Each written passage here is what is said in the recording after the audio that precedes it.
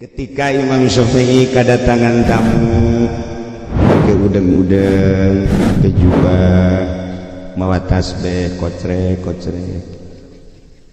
Kan anu asli mah tilok di keluar-luar ke tasbih. Ayo mah.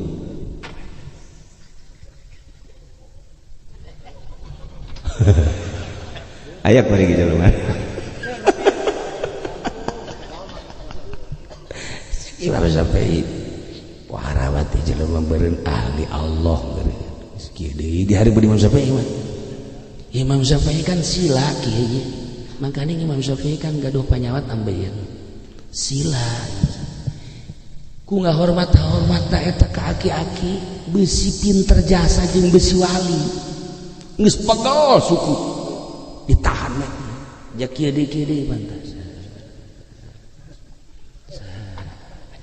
Beupaara jadi Imam Syafi'i ya sajam deui biasana ringsek teh suku ieu. Sepegal jasa cakena ya. Ai praknanya ka Imam Syafi'i. Imam Syafi'i hari qobliyah zuhur si sabaraha rakaat. Berarti bodoh pertanyaan. Geus lah cek Imam Syafi'i ke kula ngalonjorkeun suku heula cakeur. Waduh tuh eta kan lalagaan ngaranna. Kula nu mantak nahan geus sugan teh sia pinter. Gara-gara bodoh dilonjor ke deula kieu. Nya bodoh berarti tadi aing teh kudu heuras ieu suku. Eta bahasa lalagaanna tetep kiai ahli Allah teh sok lalagaanna. Kurang lamun jeung Abah Ucu emang teu lalagaan. Masyaallah kula mah geus dataga kuari teu kapopoho. Ahli Allah mah geus pake lalagaan. Untuk kula sok ditakolan we. Sebab naon eta emang mah takoleun. Nah eta Imam Syafi'i teh kos kitu kaharti geus aing geus kolot kitu nanya qobliyah mah berarti can jero sakeun teh ngalonjorkeun heula sakeun cek aki-aki bu aing dijawab ku lonjoran burung gitu kan sakeun heujeun model sia mah eta kan lalagaan berarti ngukur ieu adab Imam Syafi'i padahal geus nyahueun jelema ieu teh lain pangkat wali jawali maka jahuan ku wali deui lain cuman ada ngan ketika insan keluar bahasa na tetep make adab ketika keluar bahasa bodohna dijawab ku kabodohan deui gitulah Imam Syafi'i di antara nu hebat Imam Syafi'i aya jelema wawalianan datang ka Imam Syafi'i cek manehanana sagala rupa ge Syafi'i kumaha hate sanajan urang hebat kan gak hati teh hebat teu teu bae hate segala rupa ge wow sanajan urang make jubah ai hate teu beres teu beres sanajan urang teu dahar ai hate teu beres teu beres bae urang kadeuluna hebat ibadahna ai hate teu beres bae kumaha hate bae istimewa pokona mah hate cek Imam Syafi'i teh kan urusan zahir mah zahir urusan hati mah hati tiknya beda tuh ari urusan hati mah urusan batin ari urusan fikih mah urusan zahir tuh bisa tetap jaknya kumaha hati jelema mah Syafi'i kuharat Imam Syafi'i ya geus teu naon ieu mah lain jawaban jaknya mah kudu dipraktekeun cek Imam Syafi'i kabeneran peutingna aya undangan ngariung diajak ngariung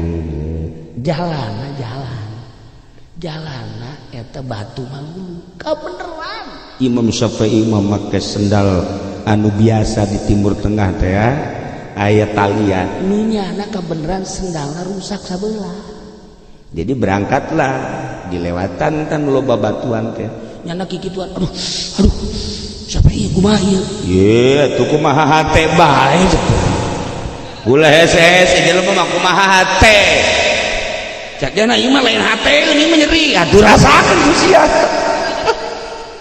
batak ge urusan zahir jawabna kudu ku zahir ulah ku hate waduh cek Imam Syafi'i ieu mah bisa dijawab lamun lain kudu dipraktekeun kitulah wali Allah Subhanahu wa taala ngajawab ka para muridna ka para penanyana aya nu dijawab langsung ku bahasa aya anu dipraktekeun rasakeun sia leg-leg hate teh tuh cekna geus teu kuat ieu mah hatena bae nu bersih cek Imam Syafi'i atuh hate bersih ge cenah mah rusak dampal kajian asal hate mah aduh teu kuat cekna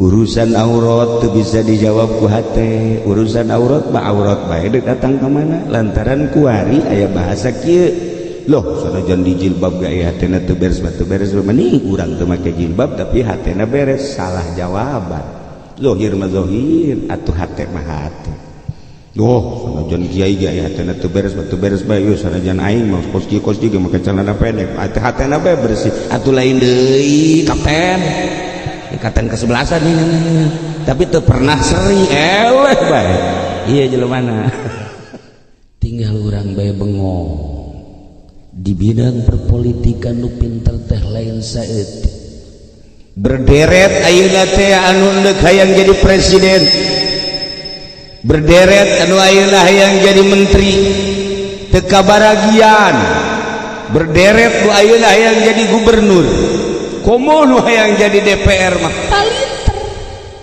mejeuna antri harayang jadi nu karariteut kusuma pinter tetapi lamun urang make koedah Kangjeng Nabi nu kararitu teh horenganan bodoh jaca Kangjeng Nabi mah nu pinter mah lain nu kitu nu pinter mah al kayyisu mandana nafsahu wa amila lima ba'dal maut jelema pinter mah jelema nu bisa nundukkeun hawa nafsuna teu daekeun dibawa ku hawana nafsu teh teu daekeun dibawa sakaba-kaba tunduk nafsu teh nundukkeun hawa nafsu jeung beramal jang saenggeusna pae eta pinter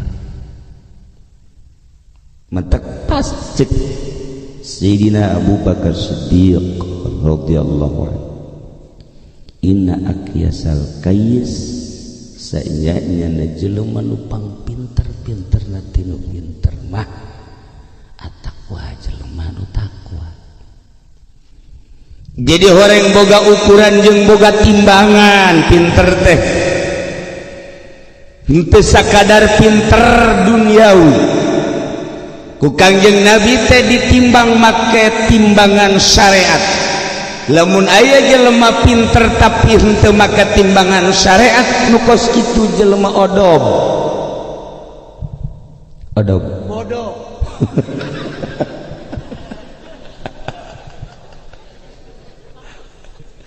menang jana jadi presiden tapi teu pake timbangan syariat pinter teh cak nafsuna masyarakat halayak rame nyaritakeun pinter tapi cak Kangjeng Nabi lamun nyana ngajujurung nafsuna presiden tinggal presiden odob tuh presiden menteri tinggal menteri boleh jana jadi gubernur boleh jana jadi bupati boleh jana jadi DPR tapi teu make timbangan syariat odob bodoh lamun nu bodoh ajiz ngaranna ajiz lain aziz ajiz jelema anu bodoh nu lemah man atsba'a nafsahu hawa wa tamanna lillah jelema nu nuturkeun hawa nafsuna sanggeus nuturkeun hawa nafsu nyana bersandar ngarep-ngarep ka sorga ka Allah tolong teh goblok jelema jadi presiden teu akur jeung syariat haju hayang ka sorga odog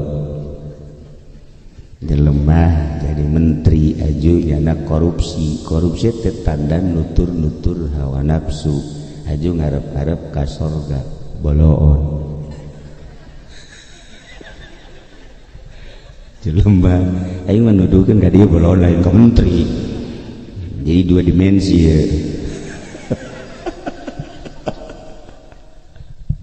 bodoh eta nu kitu teh boleh jadi bupati boleh jadi DPR teu make timbangan syariat cak Kanjeng Nabi ieu mah bodoh jana bimala yantiqu anil hawa in huwa illa wahyu yuha. Ucapan kanggin ucapan Gusti berarti jelema jadi bupati teu make timbangan syariat, make hawa nafsu, daek korupsi, maling jeung sajabana. Eta teh nu geus kitu cak Allah bodoh. Geus urang hese-hese kos ka ditu. Negara urang teh dipimpin ku nu arodo. Barodo. Satungtung nutur-nutur hawa nafsu. Ja ari nu pinter mah nundukkeun hawa nafsuna dek jadi naon bae. Wa amila lima ba'dal maut, beramal jang kaditu kaseberang, jang paranti engke urang kaditu ka mana? Kaseberang ka mana ya? Ka Lampung. Ka mana? Odom. Bejeul aing nyebut odom ge. Aduh. Odom. Gitulah maksudnya supaya sadar, oh kos kitu horeng. Atuh lamun diparingkeun ku nu barorodo urang nutur-nutur nu bodoh, kiai nutur-nutur nu bodoh atuh sarua odobna. Nu bantak ayeuna ku kucuprakan kiai hayu jeung DPR kiai odob.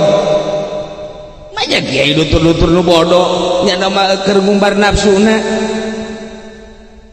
Atuh tayar batak geus gade kudu boga timbangan jeung ukuran syariat. Sebab urang bakal kaditu, ka mana kaditu?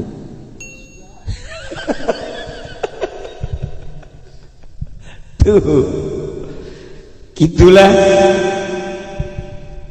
urang di malam ieu teh mengenang 100 hari da guru urang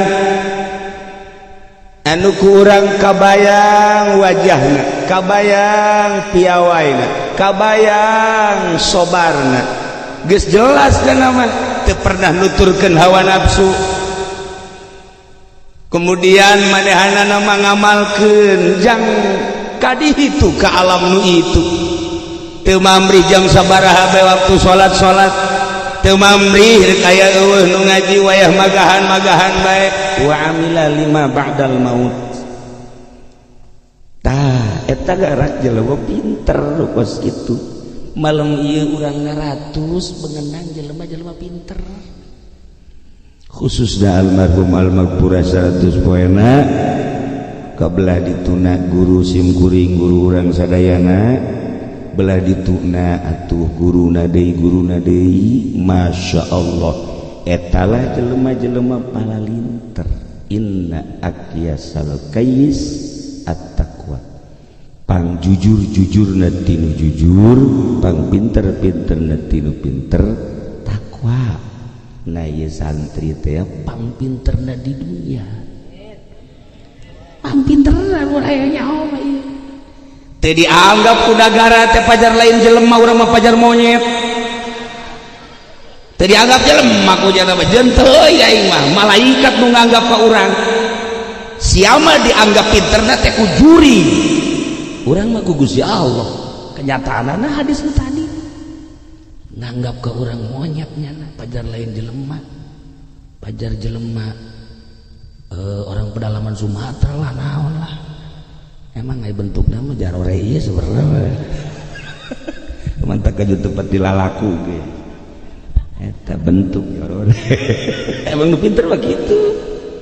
Nu pinter mah ieu make jas, make can poho. Dibandingkeun liar mah can poho. Hei, lain deui ieu mah teh karung. Pinter nama jelema nu takwa ka Gusti Allah eta mah cekelan ku urang hese-hese teuing. Masya Allah kan. Contoh-contoh jelema nu palalinter tahun 80 Allah ngalahirkeun hiji manusia anu terkenang terus sampai ayeuna bahkan sampai yaumul kiamah terbukti jaga bakal di akhirat. Sosok manusia nu ngaranna Nu'man bin Saubah. Ialah Imam Abu Hanifah. Lahir di Kufah. Simkuring waktu ke Baghdad ziarah ka makamna. Ulaheun teu milu kan? Sok aju hayang pipilueun. Teu nyarawa. Masya Allah, tahun 80 Hijriah lahir seorang manusia ngaranna Imam Abu Hanifah. Begitu lahir ketingali kecerdasanana, kepinteranana, istimewana, pohar. Urang lamun ngobrolkeun Imam Abu Hanifah di kalangan ustad, kiai, santri geus teu aneh. Sebab ku urang ge osok ditaklidan ketika darurat mah. Di Kufah mah lain darurat ge ditaklidan, di Mekah sebagian mazhab Imam Abu Hanifah. Luar biasa. Ke kiai kaluar biasa anana emang kumaha? Teu sapira talar hadisna 1 juta hadis. Tah kakara ulu Kidur Jaya maka karakina malama lu biniate eta ge geus sabaraha panggung dipapake eta deui tambah jeung irhamu eta ge teu ikhlas jeung ngangan berkat. Imam Abu Hanifah teu kira-kira talar hadisna 1 juta hadis. Masya Allah kan. Lamun jaritakeun Imam Abu Hanifah pohar tidak jihad ilmu.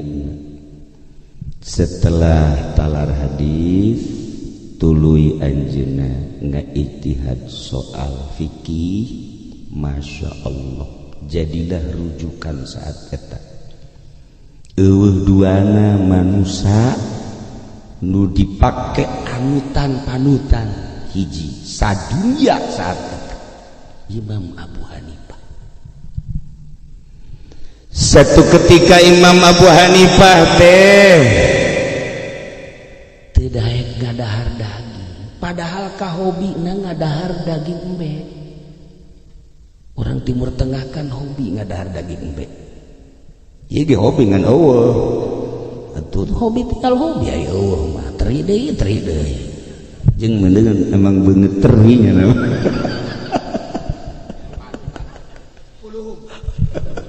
Main kuluhum mah. Ini sorangan wae aturan.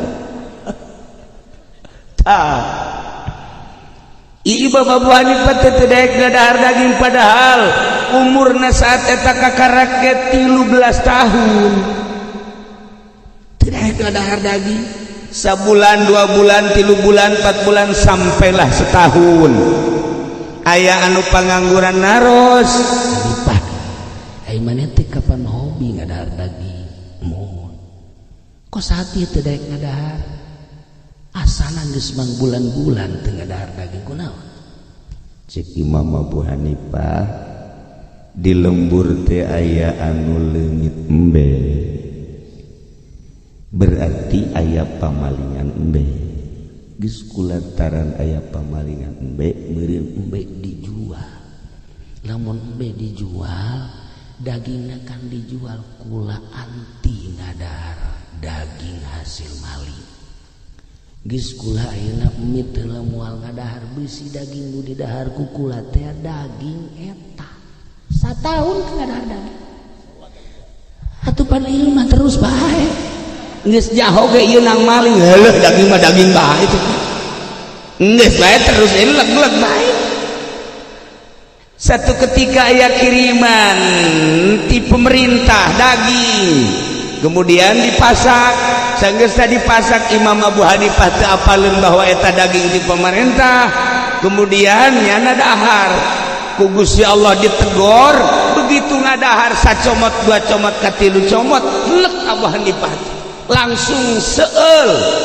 Ketika seueul keluar utah, geus kautahkeun langsung kieu bae ngahaneng bae.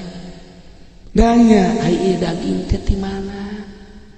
Begitu ditanya gorenganan, iya anu masakna bebeja daging kiriman ti pamarentah. Masya Allah, istighfarna poe eta 1000. Imam Abu Hanifah apa dia mah proposal ti dibere BHS ku bupati teh marah sarua jeung si eta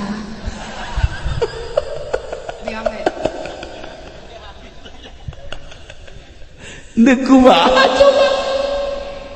lamun kahengan Imam Abu Hanifah sakitu hebata bejeuna lantaran kawarwanana Masya Allah iyalah disebut al-kayyis mandana nafsahu nundukeun hawa nafsuna wa amilal lima badal maut sieun ke dihareupeun Allah. Lamun ke di dahar ieu daging kumaha lamun daging hasil menang maling. Kumaha lamun di dahar ieu daging ternyata daging pemerintah eta teh pemerintah baheula. Geus teu kacaritakeun pemerintah ieu. Kapan di Cisokang mah ngabaris ka pendopo. Ngabaris. Kasihan. Iyalah kais bersinar ilmu teh kuwaro Masya Allah dari ieu sosok Imam Abu Hanifah teu kacaritakeun ti awalna panjang mun dicaritakeun ieu mah dicaritakeun warona pohara Imam Abu Hanifah tapi tetep aya lalagaan Imam Abu Hanifah aya lalagaanna kabeh ahli Allah masuk lalagaan ditaros Imam Abu Hanifah Syekh lamun urang ki'i kemudian di lapangan ngahareupna ka mana tuh Imam Abu Hanifah geus malu batu ulah ngahareupan Baitullah oh mohon kartos kumaha lamun aya pipinding bahasa dia naon hahalang bodoh pipinding metenya oi budak hahalang bahasa Garut Bandung pipinding garana pun aya hahalang aya hahalang mah kamana ge menang tetep utama nama ulah cek Imam Abu Hanifah teh kumaha lamun urang di jero cai aju urang silem tayeu mun ki di jero cai aju urang wudu di jero cai ngahareupna ka mana lalagaan tetep memang bener lah ulah mikiran kos gitu mendingan ngahareup ka pakaian bae cenah jakena besi anu mawa eta kan lalagaan kan bari ditinggalkeun ku Imam Abu Hanifah nu kitu bae ditanyakeun ka aing tah jadi lamun silem mah diempang dikali geus ulah nyaritakeun ngahareup ka mana deuleu baju bae besi aya anu eta kan lalagaan garana geus ngahareup ka baju cek Imam Abu Hanifah tuh aya lalagaan sarua bae Masya Allah etalah sosok Imam Abu Hanifah kaistimewaanna deui ketika Imam Abu Hanifah mantas pangaosan mapa di jalan aya jelema embung ka pangi nyipres ka sisi Masya Allah aya naon cek Imam Abu Hanifah kok jelema teu daek manggihan apakah aing salah apakah terlalu isin atau memang manehanana bendu ka aing di pikiran kunya liwat neuleu aya keur nyelepet gerakeun ka dieu ai maneh kunaon ieu mani nyilid nyisi embung ka panggih embung paamprok kunaon punten Imam abdi teh pan gaduh hutang oh hutang muhun abdi gaduh hutang pan urusan dagang pan Imam Abu Hanifah mah dagang pakaian ta ieu kulantaran abdi can bisa mayar sabaraha duiteun kara lah saeutik mun duit urang sekitar 7 jutaan oh jadi maneh ku gara-gara boga hutang can mayar haju isin bung ka panggih dengekeun ku maneh bebas teu kudu mayar ulah isi-isi aya pedagang begitu aya pedagang oploy we ayo coba tuturkeun Imam Abu Hanifah masyaallah karim ceng ulah isin-isin lamun aceng boga hutang haju hiung ka panggih jeung mama atuh engke kumaha urusan ngajina meureun embung ka panggih haju teu ngaji ku sebab hutang haju kahalangan ngaji ibadah ka Gusti Allah dengekeun ku aceng mulai ayeuna bebas hutang ulah isin-isin teangan pedagang mun model kitu malah eta kakara kiji aya deui Imam Abu Hanifah teh barang beli ka hiji awewe samping begitu beli sabaraha hargana oh ieu teh cenah 2 dirham cek Imam Abu Hanifah ulah 2 dinar uang emas ulah sakitu tanyakeun heula ka batur kukula mah wani ieu 4 geus cek cenah 2 bae 4 tanyakeun heula ka batur tanyakeun ka batur ternyata hargana batur wani 5 dinar tuh cek Imam Abu Hanifah ulah dimu murah eta kan lamun batur mah nyaho harga 5 dinar kemudian kunyana ditawarkeun 2 dinar mun ku si ieu masih ditawar ku si ieu mah masih ditawar dipaling malah Abu Hanifah malah dibejakeun ulah kitu cek Imam Abu Hanifah kula untung engke didinya ngarumas ieu keistimewaan Imam Abu Hanifah teu pernah ngarugikeun batur boga hutang dibebaskeun balanja ketika terlalu murah kumanehna dibejakeun nu aslina ngangeunahkeun ka batur dagang ngeunaheun ka balerea ngaji ngeunaheun ka balerea naon bae ngangeunahkeun nu mantak sinar ilmuna terus ila yaumil qiyamah etalah Imam Abu Hanifah Al-Qais tahun 93 Hijriah lahirlah seorang manusia di Madinah Malik bin Anas Imam Malik begitu lahir luar biasa katingali wajah pipentreunana umur 2 tahun mulai nalal Quran terus di 2 tahun 5 tahun geus rada kataral-talar Quran teh umur 7 tahun geus paseh umur 12 tahun geus menguasai harti-harti jeung rahasia Al-Quran 12 tahun si ieu mah lam yakunil ku ari pohonnya lam yakunil duit ya coba ya lam yakunil mun teu poho mun poho balik ka dia 1 juta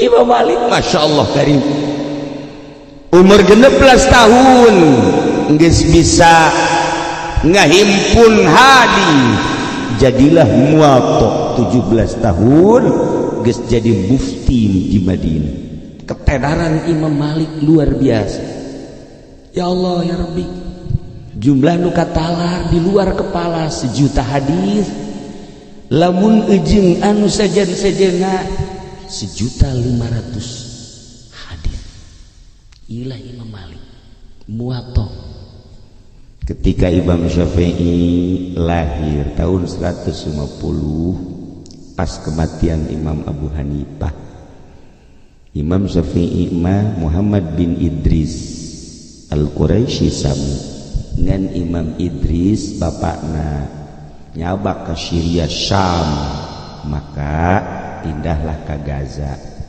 di Gaza Palestina lahirlah Imam Syafi'i menang 1 tahun tidinya dibawa ke Mekah tumbuh di Mekah Imam Syafi'i saenggeusna Imam Syafi'i gede 7 tahun talar Quran dengan fasih umur 8, 9, 10 tahun hayang masantren ke Imam Malik ke Madinah Imam Malik geus ngadenge bahwa bakal boga murid ngaran Syafi'i geus kabaca ku Imam Malik aing bakal boga murid wali.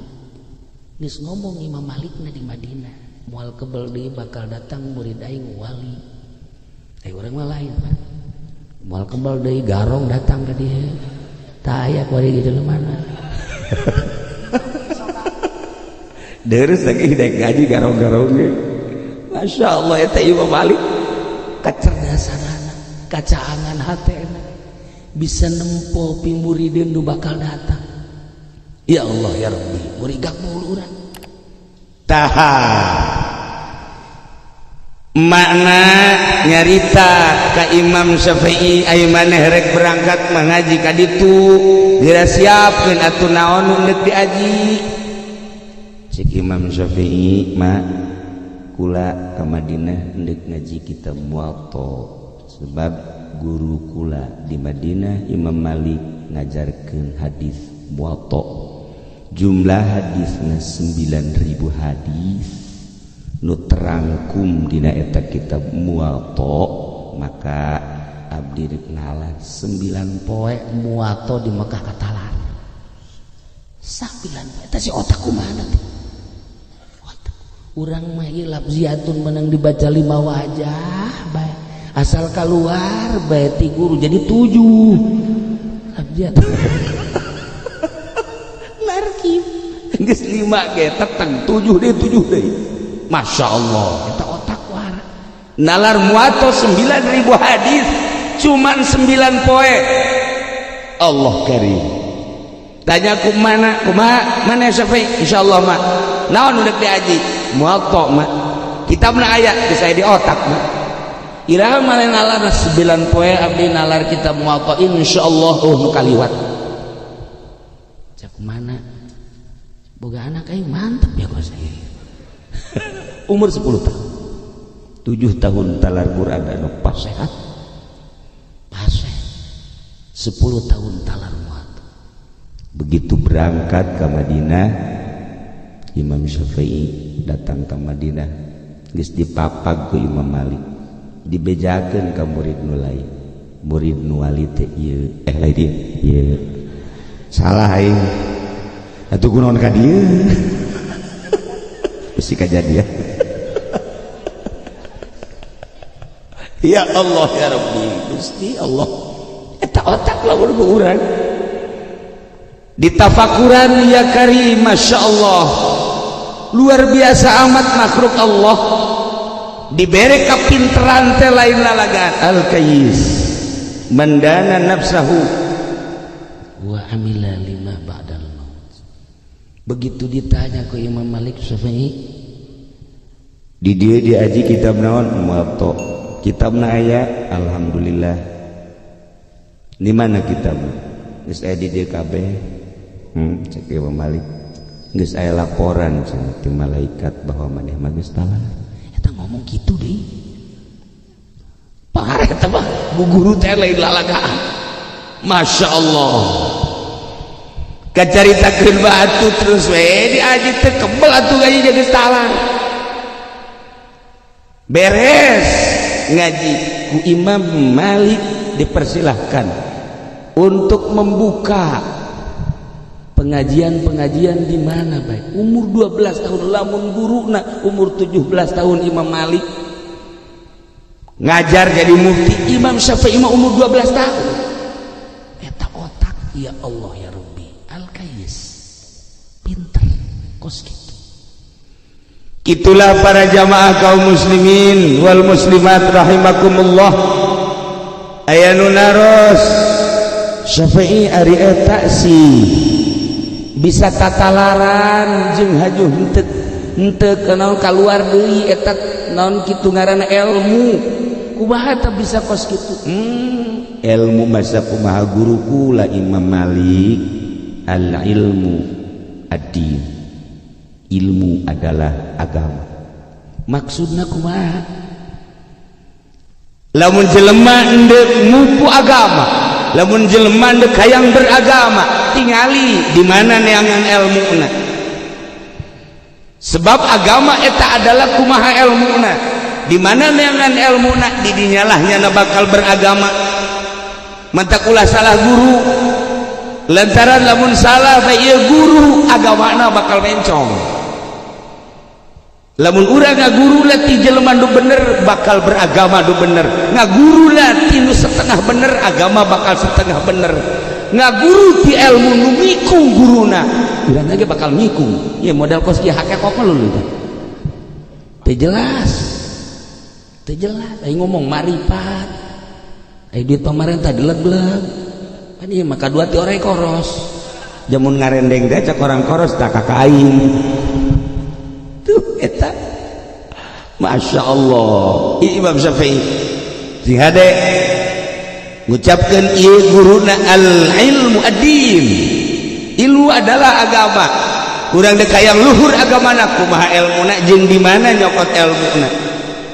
Sing hade urang hayang ibadah aju urang sakola bae terus SMA sekolah kuliah iraha dek bisa ibadah lain jurusan ibadah tamu kos kitu lain jurusan ibadah dek hayang jadi juri di DPR sekolah, dek hayang jadi kamangmang di PNS sekolah, tapi lamun dek hayang jadi tukang ibadah sekolah jurusan.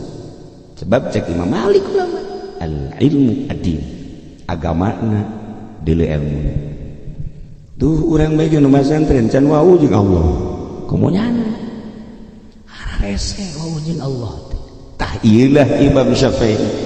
Imam Syafi'i boga murid Imam Hambali tahun 164 lahir. Tokoh-tokoh mazhab nu opat ieulah anu terus datang ka ayeuna nu mudawan. Imam Ahmad bin Hambal nyana terus masantren tapi tetep sosok Imam bin Hambal teh resep lalagaan sarua bae ngan patuh jasanya ka indung kos Imam Hanafi. Keistimewaan Imam Hanafi teh kumaha? Di antara kapatuhan Imam Hanafi anu punjul langsung diangkat kewalianana ketika indungna nanya ka Imam Hanafi, Hanafi naon mak geus he aju tapi emak keluar di geti aju geus kitu kumaha mak pang nanyakeun coba ke Kiai Abdurrahman.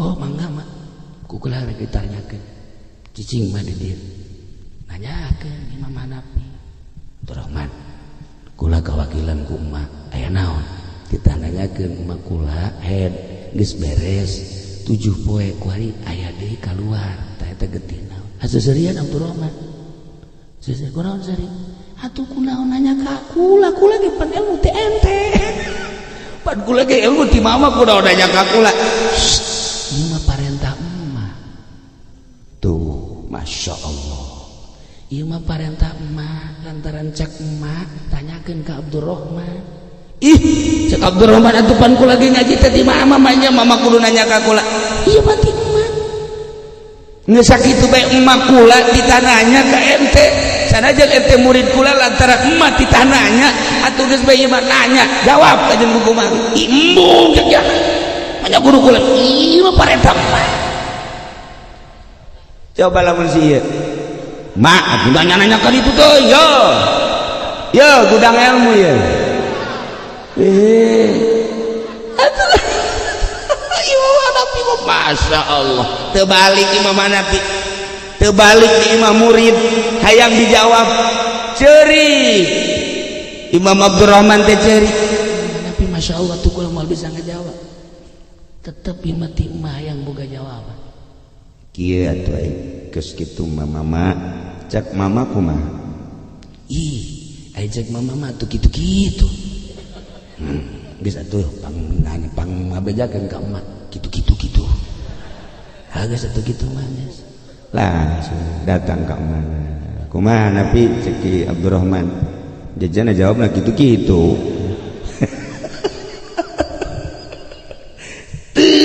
leuwih teu kurang tetep baik itu baik Masya Allah mana nanyakeun Hanafi ieu mah supaya jelas kumaha eta geus ti dituna sakitu mah kula geus tanyakeun sakumaha parentah emak ti harita diangkat kawaliana ku Gusti Allah jadi kutub ku tawadu ilmu geus dibikeun ka murid tapi mana ditanyakeun ka murid daekeun Imam Hanafi sakitu sajuta hadis katalan ditananya ka murid dae coba sih ya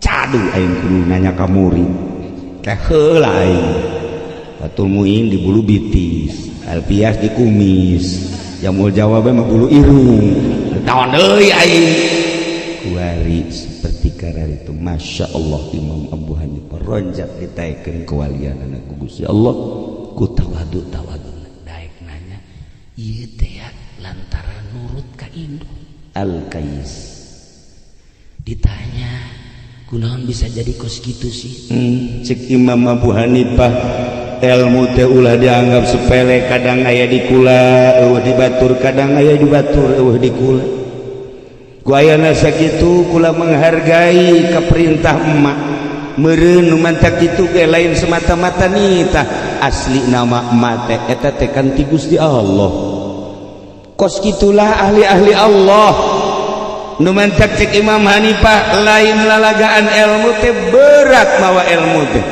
ai kaberatanana lain sakadar dibaca lain sakadar disurah tapi berat teh engke di hareupeun Allah bakal ditanya maneh dibere ilmu datang ka mana ku aing ka nyaho maneh geus di ka mana diamalkeun anak eta nu kula di pikiran cek Imam Hanifah urang mah pan teu mikiran engke kuari bae sandanganana DRS doktor profesor dan lain sebagainya diamalkeun mah henteu dibuka kope anak botak sakumaha bol monyet hebat tapi diamalkeun mah henteu deuk nanaonan lagi Bapak Abu Hanifah Masya Allah gitulah Imam Ahmad bin Hanbal nurutna kanu jadi guru kemudian Imam bin Hanbal teh ku bener-bener manehanana nalar Al-Quran nalar hadis jeung nalar bahasa-bahasa ti pujangga-pujangga Imam Ahmad bin Hanbal teh datang ke umur 40 tahun teu kawin ketika ditanya ku indungna dititah kawin cik Imam Ahmad bin Hanbal mak asana neuleuh awewe teh sarua bae jeung neuleuh tatangkala kan bisa begitu bener teu normal lain teu normal mah dina harti eueuh karesep lamun geus inget ka Gusti Allah neuleuh awewe teh ya sapira mah kos kitulah pan urang mah ngaji ka karak watu tanawau ge geus susuratan watu tanawau ya Allah ya Rabbi kok bae da geus gahara rampang biasa ulah-ulah budak mah ieu ge weaan kene atuh Masya Allah atuh kan teu pantes kolot kieu boga HP ya Allah ya Rabbi memehes da HP hudang hes HP heula leumpang HP teman setia engkau adalah HP mudah-mudahan engkau terbawa ke kuburan ya HP sebelum aku mati malaikat munkar nakir akan ku HP dulu cek malaikat munkar dibodem cek wae iya jelema nu belon teh kos ieu teu garagap diri geus kolot masih kan Al-Quran gak dipencet nuluhur lu handap mah susu salah mencet bahaya kos itulah ialah Al-Kais sosok-sosok manusia pinter anu bisa nundukeun hawa nafsuna tertanda bisa nundukeun hawa nafsuna Quran ditalar hadis ditalar berbagai-bagai ilmu ditalar sageusna ditalar teu pernah kaluar deui Masya Allah kulantaran horeganan al ilmu nurun ilmu teh cahaya cik Imam Syafi'i ketika nyarita ka Imam Waqi ngajawab wa nurullah la yuhda li 'asy cahaya Allah moal dibikeun ka jelema nu sok main HP moal bisa caang hatena Imam Syafi'i urang lamun ka Mesir aya makom Imam Syafi'i memehna makom Imam Waqi guruna tuh di Mesir mautna, lamun Imam Ahmad bin Hambal mah di Baghdad, Imam Hanafi di Kufah, Imam Malik di Madinah. Ialah sosok-sosok manusia anu pinter nuku urang kuari dijadikeun mazhab wajeun kuku bahagia moal kaluar ti dinya. Jauh teuing urang lamun numpo ka para mazhabul arba'ah belah dieu bae nuku urang sok disebut-sebut guru-guru urang. Lamun guru urang di dieu Abah Haji Yusuf Kataji kacipta ku urang katawa tuana almarhum almaghfurah sami Kiai Haji Rafi'i.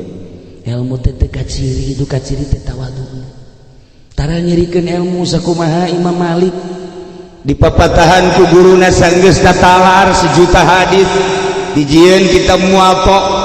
Salah satu guruna awewe Ibu Hurmuz diantarana deui guru-guru nu lainna meujeunna ilmu anjeun teh Malik tapi hiji awas ucapkeun ku anjeun la a'rif. Mun ditanya la a'rif sakitu bae masterna teh lain dibere baju jubah, lain dibere topi anu aya buntutan teh. Masterna teh Imam Malik teh dibere awas ucapkeun la a'rif. Nu mantap loba bahasa saya tidak tahu. Ketika ditanya abdi teu terang, ketika ditanya abdi teu terang. Apaan ari ieu mah teu nyaho ge ka dieu ku aing, ka dieu ku aing teu nyaho ge masyaallah ayo ka dieu nya aing geus kolot teu bisa kos kitu acan sotoy. Ya nyahoan ya Allah ya Rabbi kis-kitulah ahli-ahli Allah. Di antarana Imam Syafi'i deui.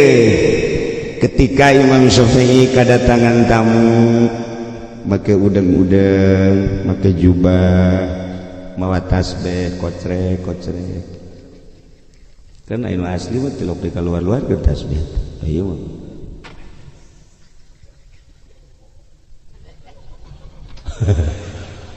Ayak bari ki jelema. Imam Syafi'i warawati jelema beureun ahli Allah beureun. Kieu deui di hari Imam Syafi'i mah. Imam Syafi'i kan sila kieu. Makanya Imam Syafi'i kan gaduh panyawat ambeien. Sila. Ku ngahormat eta ka aki-aki besi pinter jasa jeung besi wali. Geus pegel suku. Ditahan we. Ja kieu deui pantas. Beupaar aja di mana sampai ya sajam deui biasana ringsek ke suku ieu. Sepegal jasa aja kena.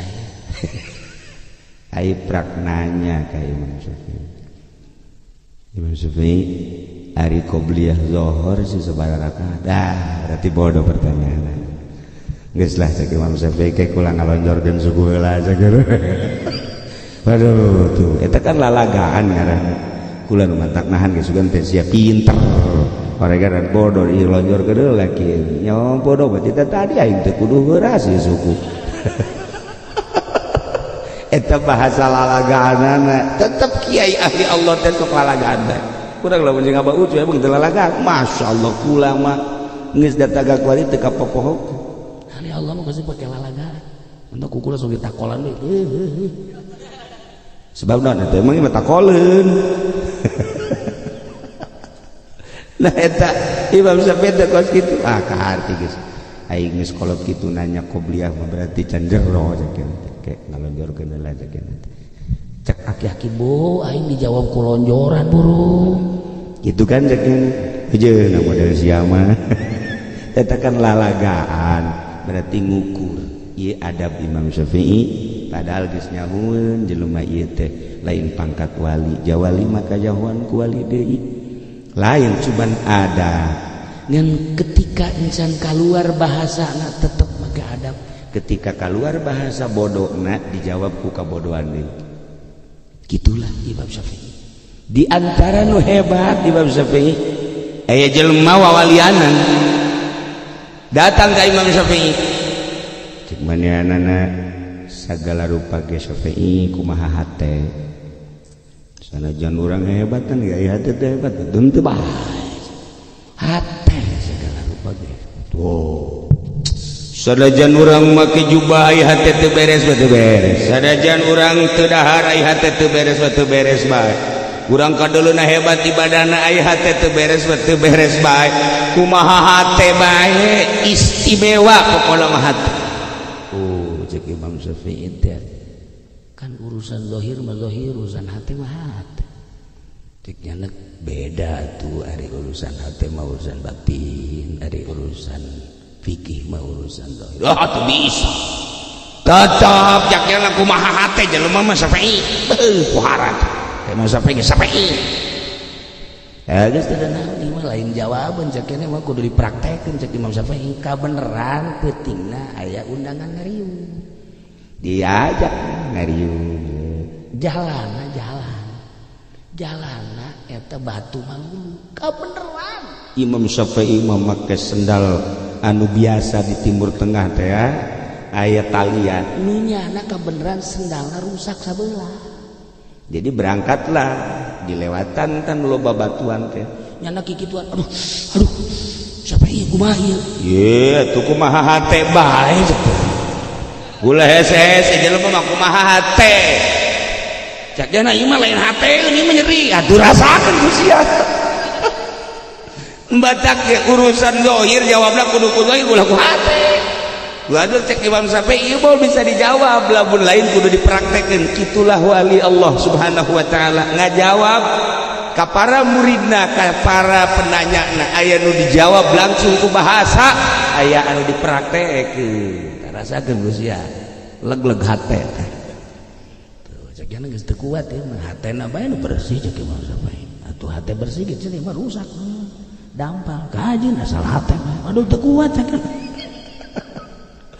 tuh urusan aurat teu bisa dijawab ku hate urusan aurat mah aurat bae deuk datang ka mana lantaran kuari aya bahasa kieu loh sanajan di jilbab ge aya hatena teu beres mending urang teu make jilbab tapi hatena beres salah jawaban zahir mah zahir atuh hate mah hate sanajan kiai ge aya hatena teu beres bae yo sanajan aing mah kos ge make celana pendek hatena bae bersih atuh lain deui kapten ikatan kesebelasan ini tapi teu pernah seri eleh bae iya jelemana kitulah para jamaah kaum muslimin wal muslimat rahimakumullah nuku urang dicaritakeun jelema-jelema kayis jelema-jelema nu pinter anu urang teh nuturkeun aranjeunna terlalu jauh ka madzhabul arba'ah maka guru urang bae ieu urang nuturkeun almarhum almaghfurlah Abah Haji Rafi'i akhlakna nu hese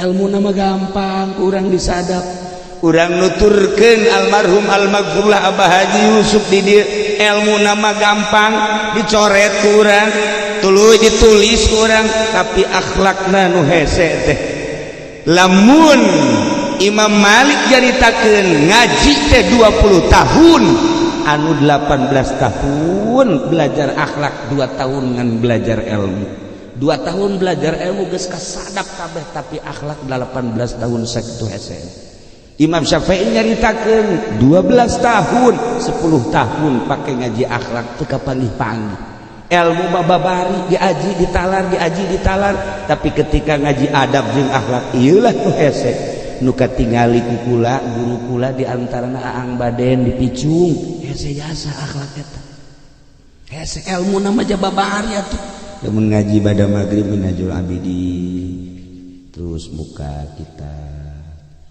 nyiwak rapi sila a'udzu heula sakumaha rek maca Quran bismillah dibaca sajam tita'aun maca bismillah ka maca sabaris ke dilugotan utawi jeung iku dalalaguna beres kakarak dihartikeun sabaris sajam eta nu hesena adab jeung akhlakna hudang geus angger we setengah 4 burutak di imah tuluy mawa lampu cempor make jas aduh hideung anu geus label teh terus kamu sholat kukula sok dituturkeun datang ka ayeuna hese neangan sosok nu model kos kitu istiqomah di samping guru-guru anu lain ilmu nama babar lamun urang nyaritakeun ilmu samsiah kudu jubat secara ilmiah babari nu hese teh adab sedengkeun sinar ilmu lain ku ilmu ku adab mun nyaritakeun Imam Syafi'i tentang adab Imam Malik tentang adab Imam Hambali Hanafi kabeh tentang adab hati-hati dengan adab ye guru urang sadayana almarhum Misbugu Abah Haji Yusuf Nukuari Abah Haji Rafi'i katingali ilmuna henteu biasa bae tapi adabna henteu pernah loba omong teu pernah codeka teu pernah nanau ngajar bae aju begitu ngaji ka Cilongok lapora kukula diulah Abah Haji ulah tuh ngaji ka dieu seuri bae jana ngaji deui minggu ngobrol dek ngaji dibejakeun ulah ngaji ka dieu Abah Haji batu ya kolot kula bae lah jeung Ki Nur Jaya begitu tah ngaji teh kebengeunang di takolan mah gitu jeung takoleun panjana mah teu jarek ngaji bae aya carita impian geus masalah mantak terus datang ke akhir hayat teu dibejakeun ka sasaha moal ku kula nyana ngimpi mantak kaju ngaji ka ditu. Gitulah sosok almarhum almarhumlah Kiai Haji Rafi'i bahkan anakna pernah dibawa ka Cilongok hayang kabeh di dieu ye ngaji ngan hanjakal teu betah masalah ngaji di mana ge ngan ieu mah kacaritakeun nyana ku tawaduna jeung teu loba omongna mantak ketika nguburkeun aya nu hadir lain lalagaan jeung lain sambarang kula ge ngarasa kataji jeung aneh. Gitulah para jamaah kaum muslimin wal muslimat rahimakumullah ialah al-kayis jelema pinter orenganan mandana nafsah jelema anu bisa nundukeun hawa nafsuna wa amila lima ba'dal maut ngamalkeun jangka belah ditu ka alam barzah jeung selanjutna dimimitian ku urang sebagai santri janusara kolak mah mayoritas ieu mah cerita mayoritas urusan kaditu mah urusan Allah loba anu tapi dina sakola diangkat jadi wali ge aya polisi ge polisi anu tadi jadi polisi diangkat jadi wali aya ai nikahkeun teh mah benernya jadi wali mujmir geus kitulah para jamaah kaum muslimin wal muslimat rahimakumullah urang ulah leutik hate lantaran urang mah lain berpatokan ka pujangga-pujangga barat pujangga-pujangga nu ayeuna aya di urang mah berpatokan ka ucapan Kangjeng Nabi urang Kangjeng Nabi Muhammad sallallahu alaihi wasallam horeganan nu pinter mah inna aqyasal kayis cek Abu Bakar Siddiq adalah at-taqwa lamun jelema anu puang bloon-bloonna ialah al-khian jelema anu khianat urang jadi jelema tapi mengkhianati diri urang jadi anak ngakhianati urang sebagai anak anu jadi bapak urang jadi santri mengkhianati diri urang kanu jadi guru urang jadi rakyat mengkhianati tetapi timbangan anak tetap timbangan syara lain sakhianat-khianatna mentak loba jelema kuari kiai dikiaikeun horeng pengkhianat kiai sebabnya itu make aturan timbangan syara dikiaikeun secara zahir horenganan nyana pengkhianat kiai.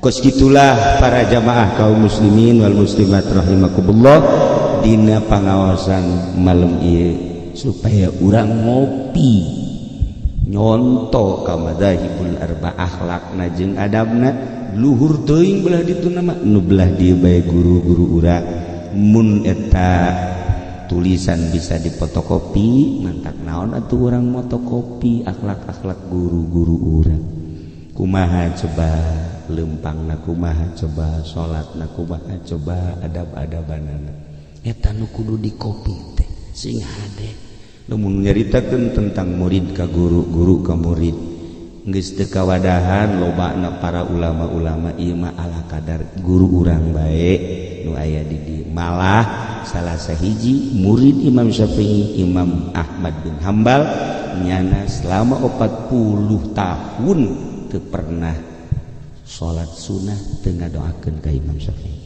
selama 40 tahun terus-terusan bahkan anakna nu ngaranna Abdullah Naros abah ya pasti eta ngadoakeun bae ka kasape mah sapesa guru abah kok terus-terusan didoakeun teu maot guru abah lamun nekakeun maot mah beuh atuh hese ceng kanyawan teu maot mah kumaha abah lamun boga masalah aju dihadiahan sok mere beja ya Allah ya Rabbi nya rampung batur mentak ulah dianggap bahwa guru urang teh maot lamun urang nganggap guru urang maot urang moal aya adab tetapi lamun urang nganggap guru urang teu maot pinuh ku adab terus bae hadiah terus bae kiriman hanya Allah nu maha uningan nu mantak jelema nu luhur ilmuna nu muncar ilmuna pasti selalu nyana teh berhubungan jeung guruna terus-terusan macakeun Fatihah terus-terusan macakeun zikir teu kudu dibeja-beja ka batur hanya dirina lah jeung Allah.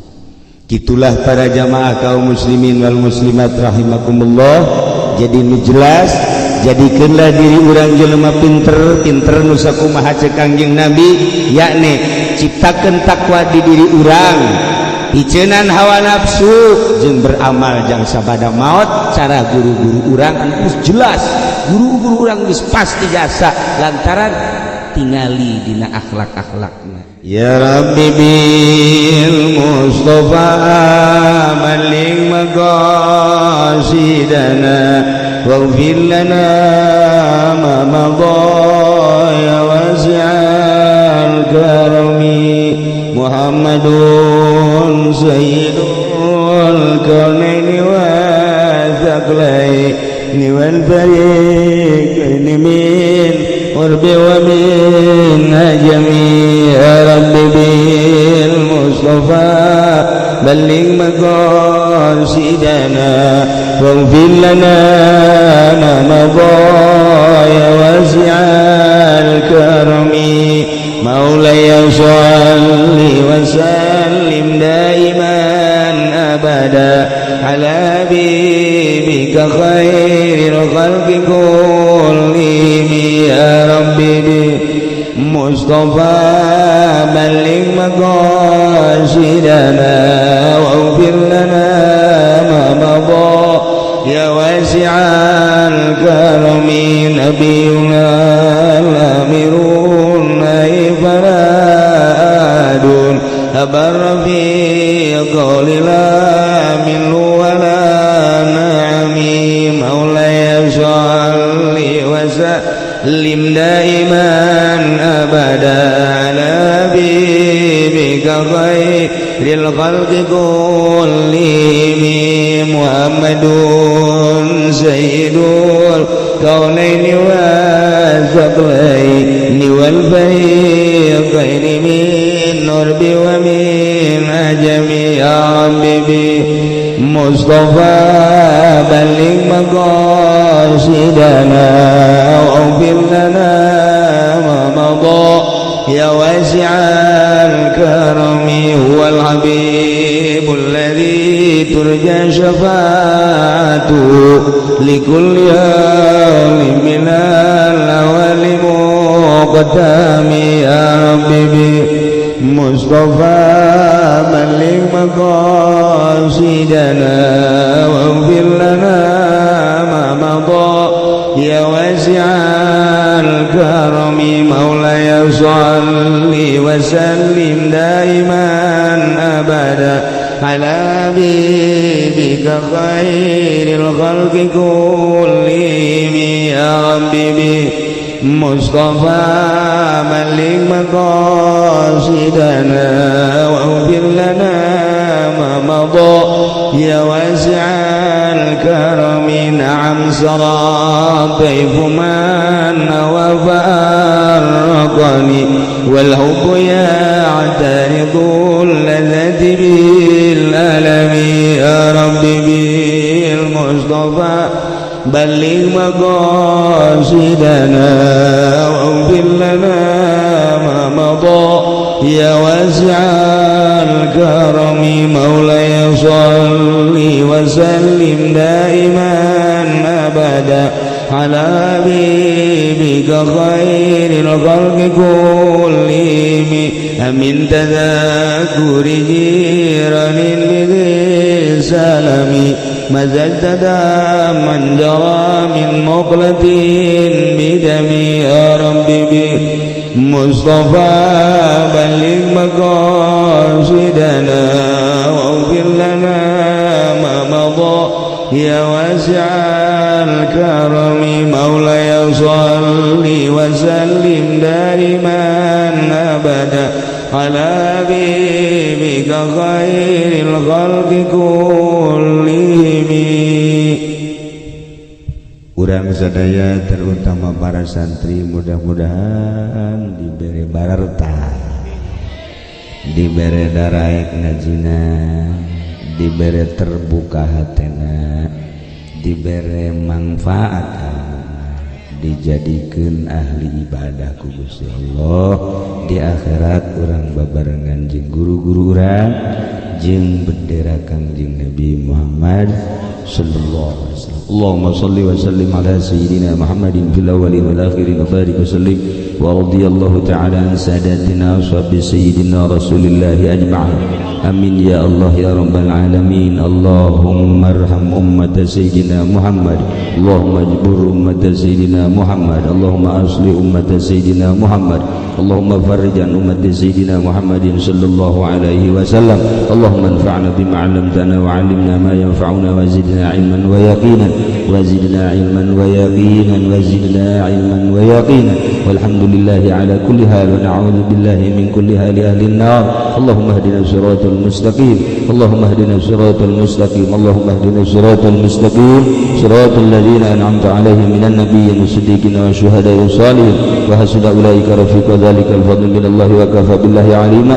Wa shalli wa sallim ala jami'il anbiya'i wal mursalin walhamdulillahi rabbil alamin. Wallahul muwaffiq ila aqwamit thariq.